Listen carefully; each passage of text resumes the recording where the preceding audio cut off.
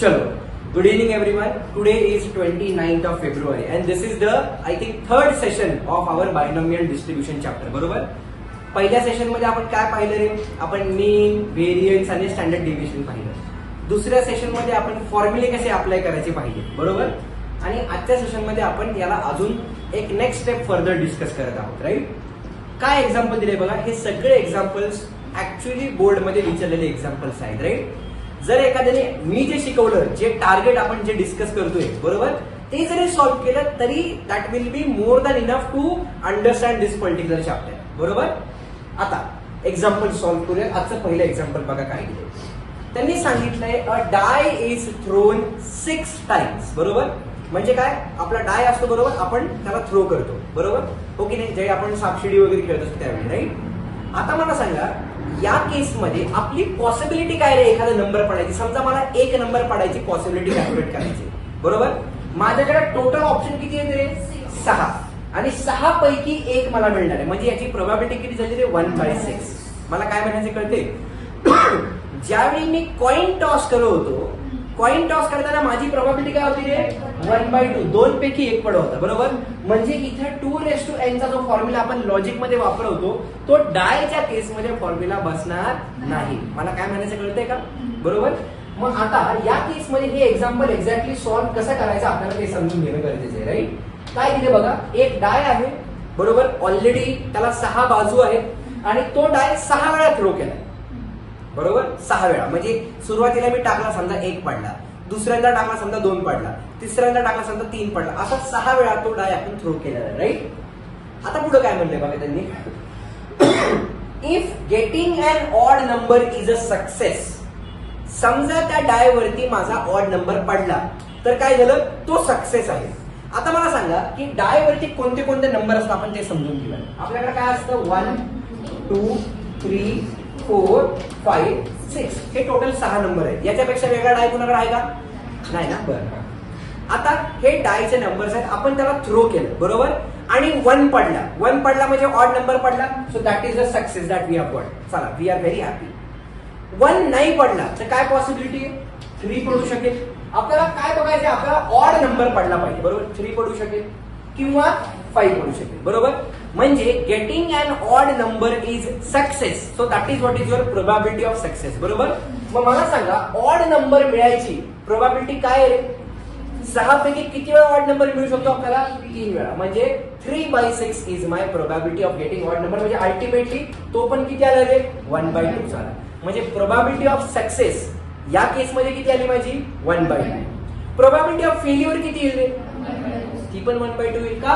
कारण 2 पडू शकतो जो इव्हन नंबर आहे, 4 पडू शकतो तो पण इव्हन नंबर आहे, आणि 6 पडू शकतो. म्हणजे या 6 पैकी पुन्हा मला 3 नंबर मिळतील जे इव्हन असतील. पण आपल्याला इव्हनची घेणं देणं नाही. त्यांनी काय सांगितले? If getting an odd number is success. म्हणजे या केसमध्ये माझी प्रोबॅबिलिटी ऑफ सक्सेस किती झाली रे? 1/2. Now how will I solve this particular problem? सगळ्यांनी लक्ष द्या. ओके, एकदम इझी प्रॉब्लेम आहे, समजून घ्यायचा प्रयत्न करा फक्त. काय दिले बघा आन्सर. Late T. टी म्हणजे काय रे? Getting an odd number. बरोबर? आपण असं म्हणूया प्रोबॅबिलिटी. बरोबर? Probability of getting an odd number. बरोबर? देअर या केसमध्ये माझी काय येते probability? Out of 6 there are 3 chances that I will get an odd number. म्हणजे माझी पी ची व्हॅल्यू किती आली रे? पी ची व्हॅल्यू आली 1/2. बरोबर? जर आपण क्यू बद्दल बोललो, प्रोबॅबिलिटी ऑफ फेल्युअर, म्हणजे ती काय असेल? Probability of getting even number असेल. बरोबर? या केसमध्ये मी काय करतोय? जास्त डिटेलमध्ये लिहित नाही. Let's write P plus Q. याचा आन्सर किती असेल नेहमी? 1. मग जर पी चा आन्सर 1/2 असेल तर क्यू चा पण आन्सर किती आलं रे? 1/2. बरोबर? आता बायनॉमियल मध्ये पुन्हा एकदा तोच क्वेश्चन. ज्यावेळी मला बायनॉमियलचा प्रॉब्लेम सॉल्व्ह करायचा आहे, आपल्याला किती गोष्टी लागतात रे? 4. कोणत्या कोणत्या? टी लागतो, क्यू लागतो, एन लागतो आणि आर लागतो. बरोबर? आर म्हणजे क्वेश्चन, जे क्वेश्चन मध्ये विचारले ते. बरोबर? आता या केसमध्ये बघा, त्यांनी सांगितले की एक डाय आहे, तो किती वेळा थ्रो केला रे आपण? 6 टाइम्स. म्हणजे हे काय झालं माझं? Number of experiments. Therefore N is equals to what? Number of experiments. आणि या केसमध्ये माझी एन ची व्हॅल्यू किती आहे रे? 6. बरोबर? चला, म्हणजे पी आपल्याकडे झाला, क्यू आपल्याकडे झाला, एन पण आपल्याकडे झाला. आता आर हा गिव्हन क्वेश्चन असणार आहे. त्यांनी काय म्हणले बघा, एक डाय आहे तो 6 वेळा म्हणजे आपण थ्रो केलेला आहे आणि getting an odd number is success, then find the probability of at least 5 success. म्हणजे कमीत कमी 5 वेळा मला सक्सेस मिळाला पाहिजे याची प्रोबॅबिलिटी काय. बरोबर, आपण 6 वेळा टाकलाय ना, बरोबर का नाही. म्हणजे इथे एक जण थांबलाय, इथे एक जण थांबलाय, इथे एक जण थांबलाय, असे 6 लोक साईडला थांबले. बरोबर, सगळ्यांनी डाय थ्रो केले. बरोबर, आता मला समजा 1 मिळाला, माझ्या शेजारच्याला 3 मिळाला, त्याच्या पुढच्याला 5 मिळाला, त्याच्या पुढच्याला 1 मिळाला आणि त्याच्या पुढच्याला पुन्हा 3 मिळाला. हो की नाही.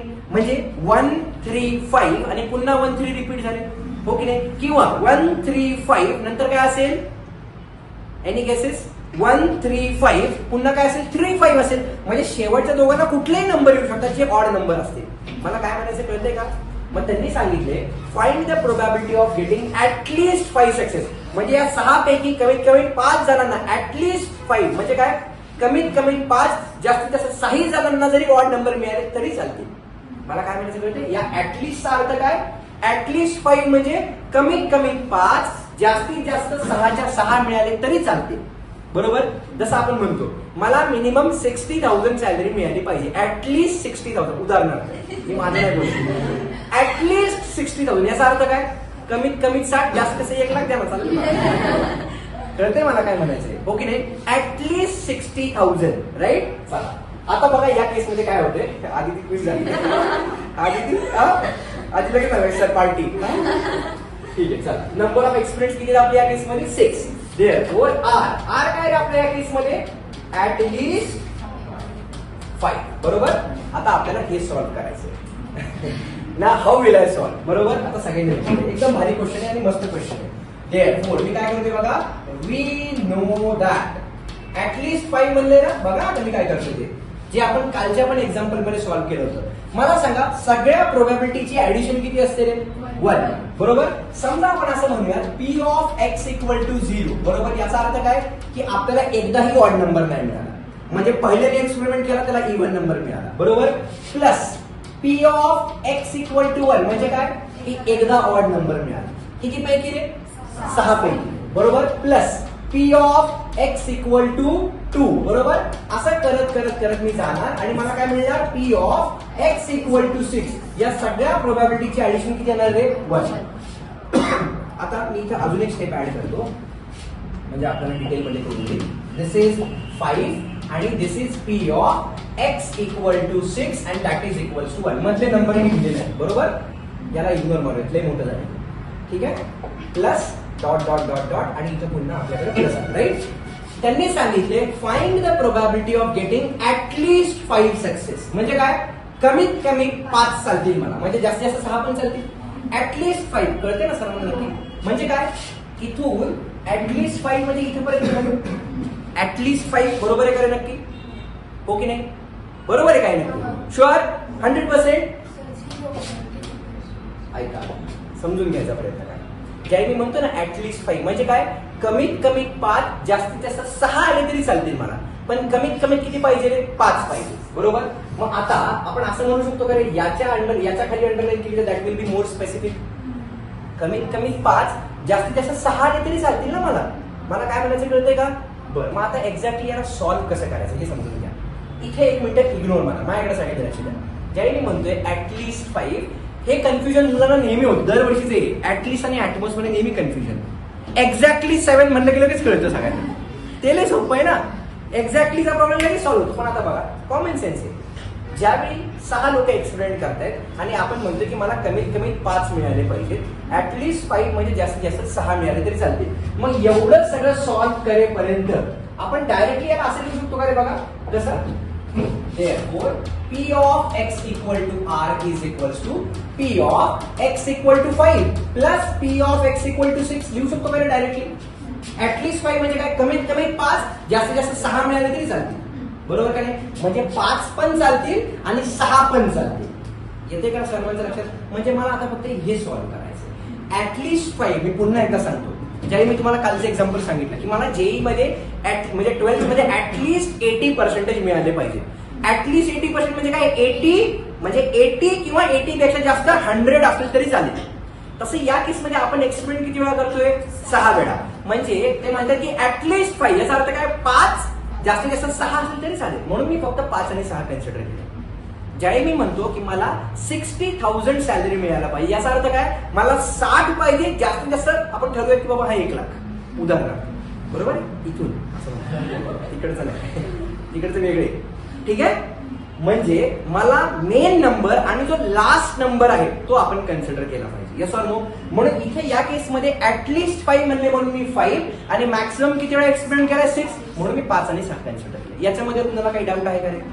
समजा हा एक्सपेरिमेंट मी 10 वेळा केला असता, बरोबर, आणि मी म्हणलं असतं ऍटलिस्ट 5, तर इथे काय काय आलं असतं रे, 5, 6, 7, 8, 9, 10 हे पण आले असते, बरोबर.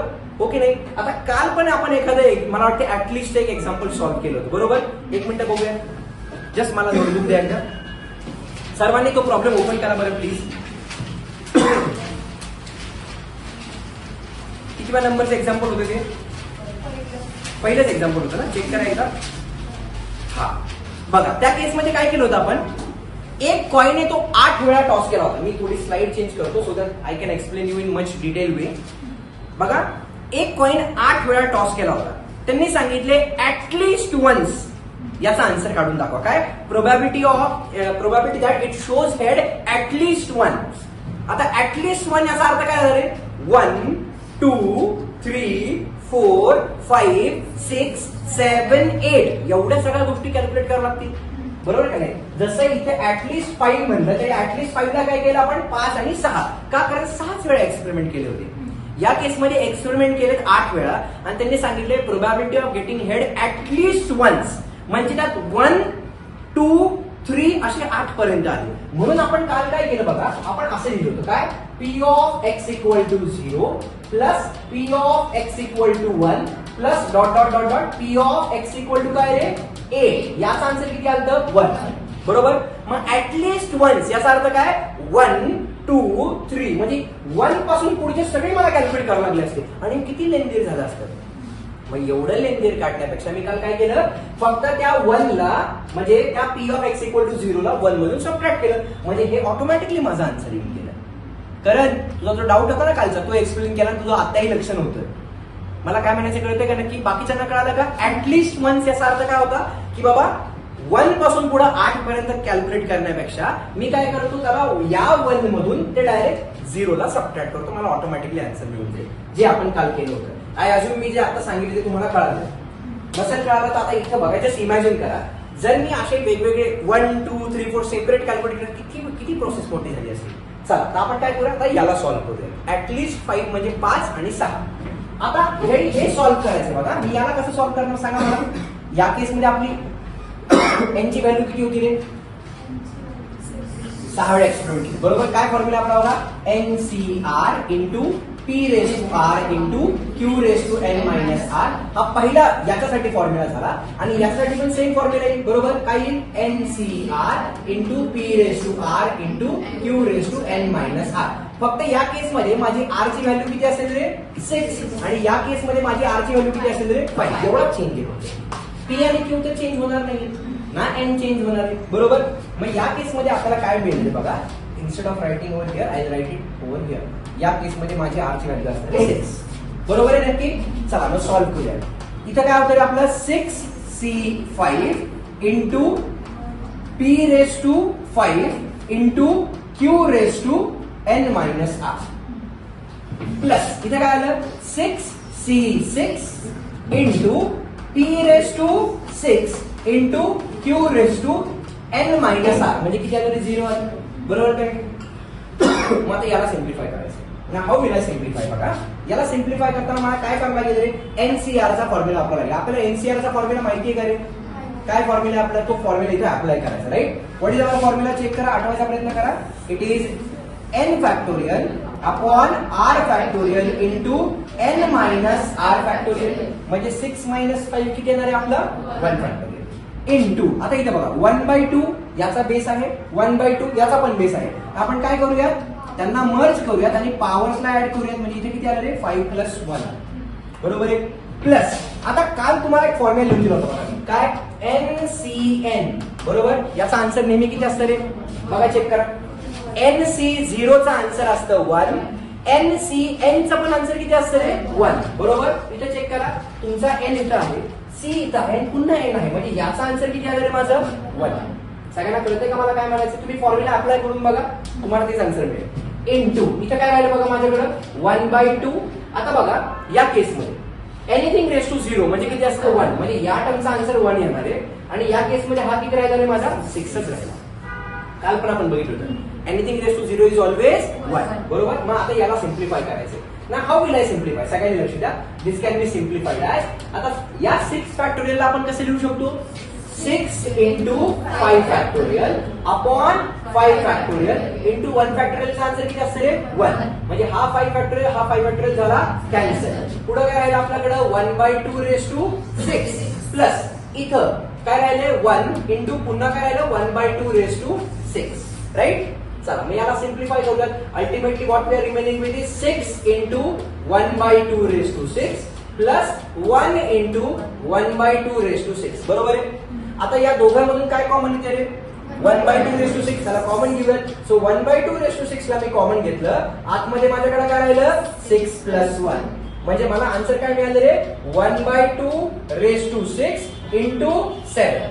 बरोबर, म्हणजे माझा फायनल आन्सर काय झालं 7/2 रेस टू 6. म्हणजे काय 2 2 जा 4, 4 2 जा 8, 8 2 जा 16, 16 2 जा 32, 32 2 जा 64. म्हणजे काय की टोटल 64 पैकी 7 वेळा अशी पॉसिबिलिटी असेल ज्यावेळी त्या 6 एक्सपेरिमेंट मध्ये ऍटलीस्ट 5 वेळा तुम्हाला ऑड नंबर मिळेल. कळालं का नक्की? Sure. So this is what is your P of R. बरोबर, P of X equal to R आपण असं म्हणूया. आणि या केस मध्ये तुमचा आर काय आहे रे? What is your R? At least 5. कळालं? And this is what is my required solution. कळतंय का नक्की सर्वांना? मी एकदम बेसिक, एकदम काय म्हणतो, एकदम जेवढं सिम्प्लिफाय करून सांगते तेवढं सिम्प्लिफाय करून सांगते. प्रॉब्लेम कळाला नक्की? ऍटलीस्टचा अर्थ काय की तो नंबर त्या नंबरच्या पुढचे सर्व. क्लिअर आहे? चला आपण या टाइपचा अजून एक एक्झाम्पल सॉल्व्ह करून बघूया. हे पण एक्झाम्पल खूप इंटरेस्टिंग आहे. बघा काय म्हणते. Suppose that 80% of all families own a television set. म्हणजे काय, समजा आपला एवढा मॉब आहे, या समजा हा 10 जणांचा मॉब आहे किंवा 100 जणांचा मॉब आहे. या 100 पैकी 80 जणांकडे टीव्ही सेट आहे, टीव्ही घरी आहे, 20 जणांकडे नाही. बरोबर, याचा पर्सेंटेज म्हणजे काय 100 थोडक्यात. ओके नाही, म्हणजे काय 100 पैकी 80 जणांकडे आहे. So can I say this is what is my P value? ज्यांच्याकडे टेलिव्हिजन सेट आहे.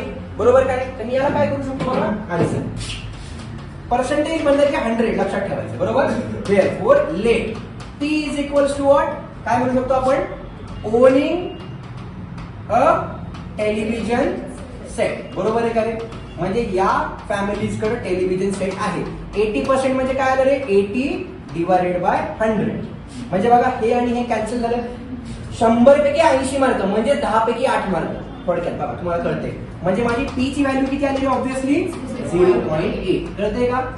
आता जर माझा पी 0.8 आला, याचा अर्थ काय 20 जणांकडे नाही, म्हणजे क्यू किती माझा 0.2. म्हणजे इथे काय येईल? Therefore as P plus Q is equals to 1. म्हणजे Q ची व्हॅल्यू किती आली रे? 0.2. म्हणजे 20% लोक अशी आहेत ज्यांच्याकडे टेलिव्हिजन सेट नाही. म्हणजे त्या एका वाक्यातच आपल्याला P पण मिळाला आणि Q पण मिळाला. ठीक आहे. If 5 families are interviewed at random, म्हणजे त्या 100 जणांपैकी रॅन्डमली 5 फॅमिलींना इंटरव्ह्यू घेतला आपण त्यांचा. म्हणजे ही व्हॅल्यू कसली झाली रे? एन ची व्हॅल्यू झाली. 5 वेळा आपण एक्सपेरिमेंट केला. बरोबर, आपण काय करूया? देअरफॉर हिअर एन म्हणजे काय असेल आपले? Number of experiments. मग या केस मध्ये माझी एन ची व्हॅल्यू काय झाली रे? 5. 5 families are interviewed at random, म्हणजे त्या 100 जणांपैकी कुठल्याही 5 जणांना विचारलं. काय विचारलं बघा? Interviewed at random. Find the probability that 3 families own a television set. हा 2 क्वेश्चन आहे ना या क्वेश्चन मध्ये. याच्यामध्ये 2 क्वेश्चन आहे. जुलै 17ला विचारलेला क्वेश्चन आहे. पहिली केस काय म्हणते की ते जे 5 जण आहेत, ज्या 5 फॅमिलीचा तुम्ही इंटरव्ह्यू घेतला, त्या 5 पैकी 3 जणांकडे टेलिव्हिजन सेट आहे, याची प्रोबॅबिलिटी काय? मला काय म्हणायचं कळते? आता बघा 100 पैकी 80 जणांकडे आहे, रॅन्डमली कुठल्याही 5 जणांना उचललं, असं असू शकतं ना की त्या 20 जणांपैकीच नेमके सिलेक्ट केले. कळते का? ते 20 जण असे होते ज्यांच्याकडे टेलिव्हिजन सेट नव्हता. पण इथे काय म्हणते 3 families own a television set. याचा अर्थ फक्त त्या 20 जणांपैकी इंटरव्ह्यू नाही केलेले, कारण त्या 20 जणांकडे टेलिव्हिजन सेट नाहीच आहे ना. मला काय म्हणायचं कळतंय का? 3 families own a television set म्हणजे काही त्या 80 मधले पण आहेत आणि काही त्या 20 मधले पण आहेत. बरोबर. 3 फॅमिलीज याचा अर्थ काय? एक्झॅक्टली 3. त्यांनी सांगितलं ना की त्या 5 पैकी 3 जणांकडे टेलिव्हिजन सेट आहे, याची प्रोबॅबिलिटी काय? बरोबर. चला मग आता कशी कॅल्क्युलेट करणार? हे रिअल लाईफ एक्झाम्पल्स आहेत ना, जे आपण मॅथमॅटिक्स सोडवतोय. प्रोबॅबिलिटी म्हणजे काय की चान्सेस. बरोबर का नाही? कुठल्याही गोष्टीचे चान्सेस नेहमी 50-50% असतात. पण ज्यावेळी तुम्हाला काही डेटा दिलाय ना, हे बघा 12वी पास होण्याचे चान्स काय येते? 50-50% आहेत का? एक तर पास व्हाल नाही तर फेल व्हाल. 50-50 आहे ना. पण इथे काय म्हणलं त्यांनी डेटा दिलाय तुम्हाला, त्या डेटाच्या अकॉर्डिंगली तुम्हाला प्रोबॅबिलिटी कॅल्क्युलेट करायची. हो की नाही? माणसाची जगण्याची किंवा मरण्याची काय प्रोबॅबिलिटी आहे? 50-50% आहे. हो की नाही? म्हणजे कुठल्याही गोष्टीला 2 बाजू आहेत बघा. हो की नाही? एक तर जगेल नाही तर मरेल. असं काही नाहीये की कळते का म्हणजे काय म्हणायचं? असं कोमा मधली केस एकदम वेगळी, पण तो पण जगतोच आहे, फक्त त्याला सेन्सेस नाहीये. तो जगतोच आहे. एक तर जागणार नाही तर मरणार. तसं कुठल्याही गोष्टीची 50-50% पॉसिबिलिटी असते. पण या केसमध्ये त्यांनी काय दिले? काही डेटा दिलाय, त्या डेटाच्या अकॉर्डिंगली आपल्याला प्रोबॅबिलिटी काढायची. कळते नक्की? चला मग आता याला सॉल्व्ह करूया. कसं सॉल्व्ह करणार आहे बघा. हिअर केस 1 आपण असं म्हणूया. बरोबर. केस 1 मध्ये काय आहे? आर ची व्हॅल्यू त्यांनी किती दिलेली? 3. बरोबर. Directly exactly 3. देअरफॉर आपण काय म्हणणार? By binomial distribution. काय फॉर्म्युला माझा? P of x is equals to R is equals to, Tanvi लक्ष द्यायचं, NCR into P raised to R into Q raised to N minus R. बरोबर. Shraddha madam. Therefore P of x equal to R ची value किती आलेली? 3 is equals to किती फॅमिलीला select केलं randomly? 5. Interview घेतला होता. सो 5C3 into P किती आलं आपला? 80%. 0.8 म्हणण्यापेक्षा मी याला 8/10 लिहितो. पॉइंट मध्ये म्हणलं की कन्फ्युजन होतं पोरांचं. आर किती आहे आपल्या या केसमध्ये? 3 इंटू क्यू किती होता आपला? 2/10 रेस टू किती आला? 5 - 3 म्हणजे किती आलं रे? 2. बरोबर इथपर्यंत. चला आता 5C3 ला सॉल्व्ह करूया. काय लिहिले? 5 फॅक्टोरियल अपॉन 3 फॅक्टोरियल इंटू 5 - 3 म्हणजे 2 फॅक्टोरियल इंटू इथे काय आलं आपल्याकडे? 8 चा क्यूब अपॉन 10 चा क्यूब इंटू पुढे काय आपल्याकडे चेक करा 2 चा स्क्वेअर अपॉन 10 चा स्क्वेअर. बरोबर इथपर्यंत. चला याला सिम्प्लिफाय करूया. Okay. Therefore P of x equal to 3 is equals to, आता या 5 फॅक्टोरियलला कसं लिहिणार मी? 5 into 4 into 3 फॅक्टोरियल अपॉन इथे काय आहे आपल्याकडे? 3 फॅक्टोरियल इंटू 2 फॅक्टोरियल म्हणजे किती येते? 2 into 1. सो हा 3 फॅक्टोरियल इथला आणि हा 3 फॅक्टोरियल इथला झाला कॅन्सल. इंटू आता बघा याचा बेस आणि याचा बेस सेम आहे डिनॉमिनेटर मध्ये, म्हणजे त्यांचा एकच बेस घेतो आणि त्यांची पॉवर मर्ज करतो. म्हणजे किती आले? 3 + 2 किती आले? पॉवर 5. आता 8 चा क्यूब आपण असा लिहूया इंटू त्या 2 चा स्क्वेअर किती आला रे आपला? 4. राईट. चला मग आता याला सिम्प्लिफाय करूया. इथे किती आलं बघा? 2 × 1 = 2 × 2 म्हणजे काय मिळालं? Therefore P of x is equal to 3 is equal to हे किती आलं? 5 × 2 = 10 इंटू 8 चा क्यूब किती येईल? 64 × 8. बरोबर. 64 × 8 हे किती आलं? 832 3 6 8 48 आणि 3 किती आले? 512. राईट. सो 8 चा क्यूब किती आला आपला? 512 इंटू 4 अपॉन खाली किती आला आपल्याकडे? 10 to the power 5. Correct. Therefore याला सिम्प्लिफाय करूया. P of x equal to 3 is equals, इथे काय मिळालं बघा? 512 इंटू 4 करूयात. राईट. सो बघा 4 × 2 = 8 4 × 1 = 4 5 × 4 = 20. बरोबर. आणि त्याला 10 ने मल्टिप्लाय केलं. आता 10 ने मल्टिप्लाय करण्यापेक्षा मी इथला 10 आणि खालचा एक 0 कॅन्सल करतो, म्हणजे खाली काय राहिलं? 2048 अपॉन 10 to the power 4. कळालं का? आता 10 to the power 4 बघा 10 चा स्क्वेअर किती? 100. बरोबर. अजून एक 0 दिला म्हणजे 1000 आणि अजून एक 0 म्हणजे 10,000 पैकी, म्हणजे बघा 2048 अपॉन 10,000 म्हणजे 10,000 पैकी 2048 वेळा पॉसिबिलिटी आहे की त्या 5 जणांपैकी 3 जणांकडे टेलिव्हिजन सेट असेल. एवढी पॉसिबिलिटी ती कळते का तुम्हाला? दिसायला एक्झाम्पल किती सोपं वाटते. हे जे करतोय ना आपण, ह्या पॉसिबिलिटीज आहेत की एवढ्या पॉसिबिलिटीज येऊ शकतात, म्हणजे आपल्याला कळते.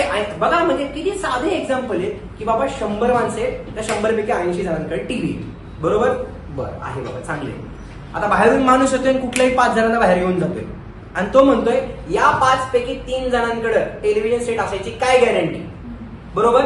तर याचे टोटल आउटकम किती आहेत बघा, 10,000 आउटकम येत आहेत. आणि त्या 10,000 पैकी 2028, म्हणजे याला आपण अजून 2 ने डिवाइड करू शकतो, म्हणजे अजून छोटा नंबर येईल. आपण ट्राय करून बघूया काय नंबर येईल, राईट. सो इथे किती आलं, 2 1 जा, 2 0 जा, 2 2 जा आणि 2 4 जा, अपॉन इथे किती आलं, 2 5 जा, 0 0 0, बरोबर. अजून याला 8 ने जाईल का, 8 दुने 10 उरले 2, 8 दुने 16, 16 आणि 4 20, हा 8 ने जाईल. इथे जाईल का 8 ने, 8 तरी 8 नाही किती रे, 42, 42 8 राहिले, जाईल 9. ट्राय करून बघूया. सो 8 1 जा, रिमेनिंग 2, 8 2 जा, 16, 16 च्या पुढे 22 म्हणजे किती रे, 6, बरोबर. म्हणजे इथे आले 64, बरोबर. 8 8 जा, डिवायडेड बाय, इथं बघा चेक करा, 8 6 जा, 48, बरोबर ना. रिमेनिंग 2, 8 2 जा, 16, रिमेनिंग किती 4 आणि 8 5 जा. म्हणजे काय मिळालं थोडक्यात, P of x equal to 3. जर हे पाहिलं, हे किती मिळते मला, 128 अपॉन 625. बस, म्हणजे 625 पैकी 625 पॉसिबल आउटकम असतील, त्या 625 पैकी 128 वेळा चान्सेस आहेत की त्या 5 पैकी 3 जणांकडे टेलिव्हिजन सेट असेल. हा जर नंबर जर मोठा वाटत असेल, this is very we can say practical. कळालं नक्की. ही आपली केस 1 होती.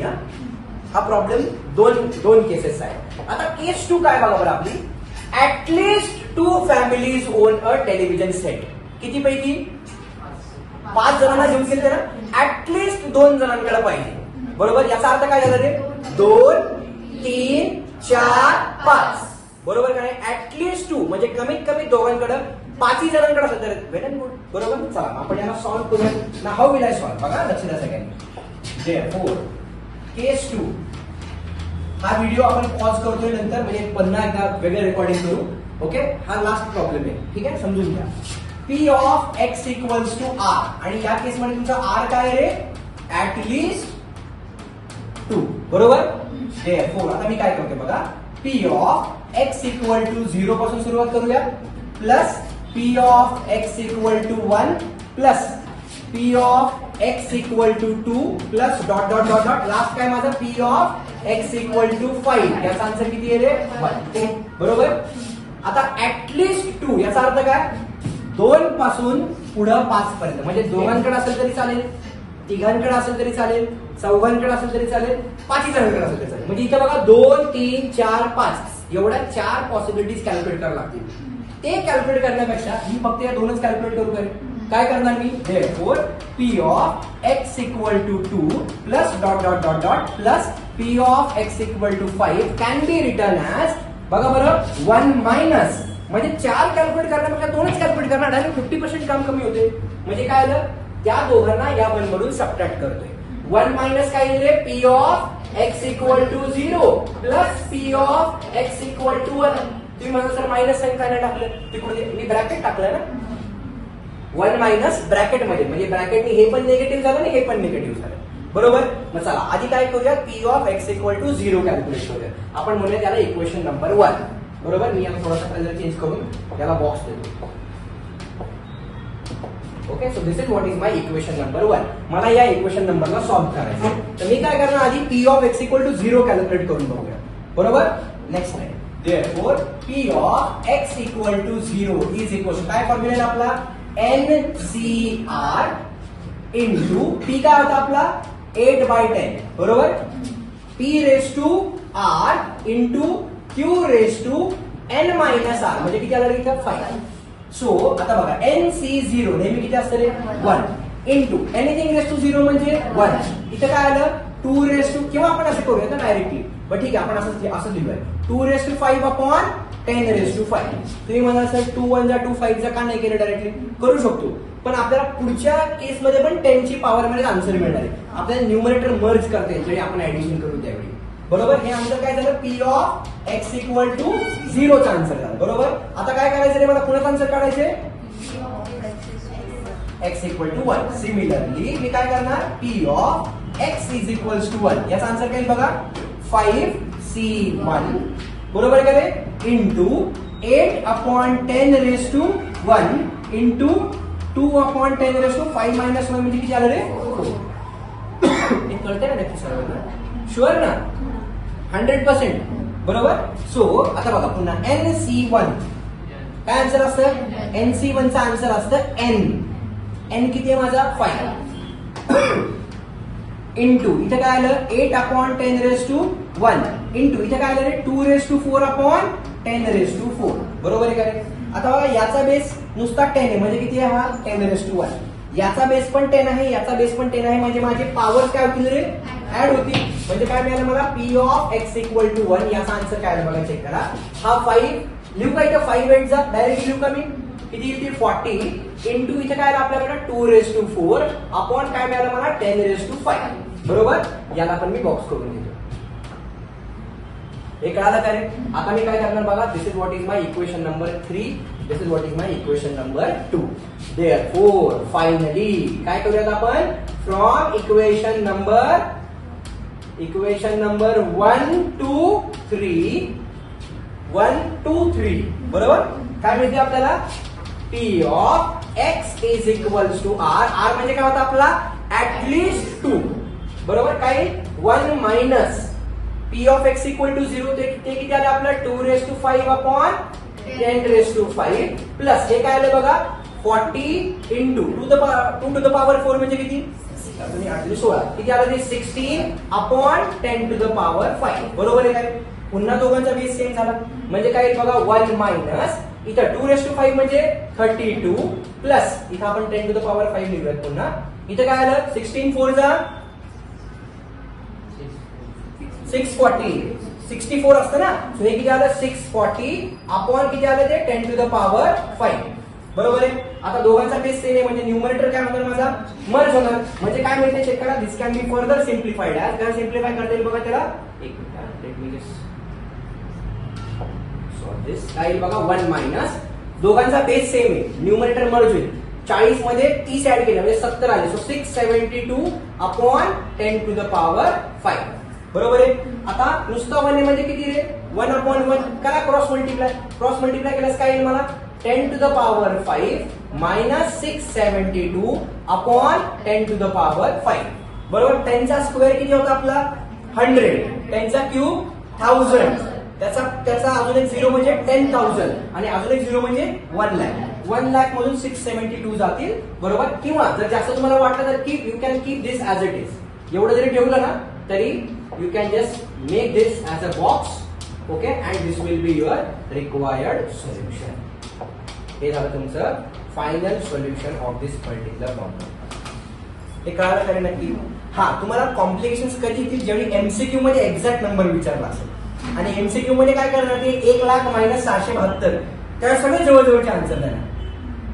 बरोबर ना, 1 लाखातून जरी 672 जाईल तरी जे काय आन्सर येईल सगळे नंबर जवळजवळचे देणार. त्यामुळे तुम्हाला त्यावेळी कॅल्क्युलेट करा. हा, डिनॉमिनेटर 10 टू द पॉवर 5 राहणार. सगळ्यांना कळालं का नक्की, 100% रेट. Okay, done.